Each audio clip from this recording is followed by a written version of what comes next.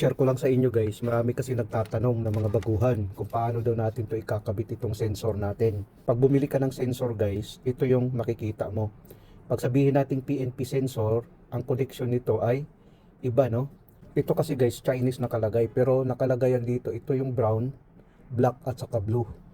Pag ganun kasi guys, ang black, yun na yung papunta sa ating coil ng ating relay. Ito kasi yung relay guys eh. Ito namang blue, papunta to ngayon sa ating power source. Ito siya, blue. Tapos ang kaya niyang ma-reach ay 30 cm. 200 milliampere lang ang kanyang ampere na kaya niyang makarry. So bali 0.2 ampere lang ito. Tapos 10 to 30 volts DC. Ang ibig sabihin, kaya niyang i-carry ang 10 volts DC hanggang 30 volts DC. Itong PNP sensor natin. Tapos ang 30 cm, ang ibig sabihin nito, ang range na kanyang maabot. Ito siya. Tapos ito namang PNP sensor natin, kaya lang na-fade na ang kanyang ang kanyang pangalan. Pero napicturan ko to dati. Ito yung nakalagay diyan, no. Brown, black, blue, no. Tapos ito yung sa relay natin, no. Kumbaga ang black naka-connected sa A1 ng relay, tapos ang A2 ng relay naka-connected sa brown. Kung makikita natin guys, kabaliktaran, no? Kabaliktaran ang connection niya sa ating PNP. Ang PNP natin, tingnan mo yung connection, di ba? Baliktad. Kung titignan natin, ang sa relay papunta dito. Ang ito naman, ang relay papunta dito. Ngayon, ang tanong ng mga baguhan, sir, paano ba ito ikabit?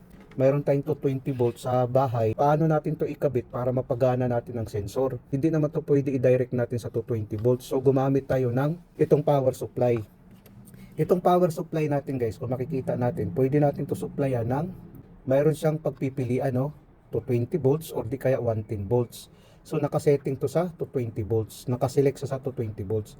Ganon kasi 110, tapos dito naman ang 220 volts. Tapos ngayon, dito naman nakalagay 24 volts DC ang kanyang output. Ito yung negative, ito siya, ito naman yung positive. Kung makikita natin, no. Bale, ang pagkabit nito guys, itong brown ang ating positive, itong blue naman ang negative. Ito namang black, papunta to sa relay natin. Ganon din dito guys, sa PNP sensor or NPN sensor, pareho lang.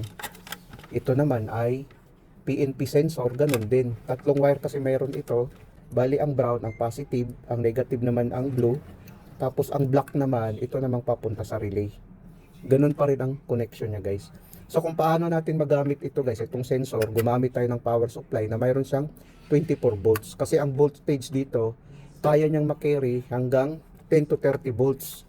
So pag 24 volts, kaya niyang makarry sa ating sensor. So ganun lang guys para sa mga baguhan. Paano natin magamit ang sensor?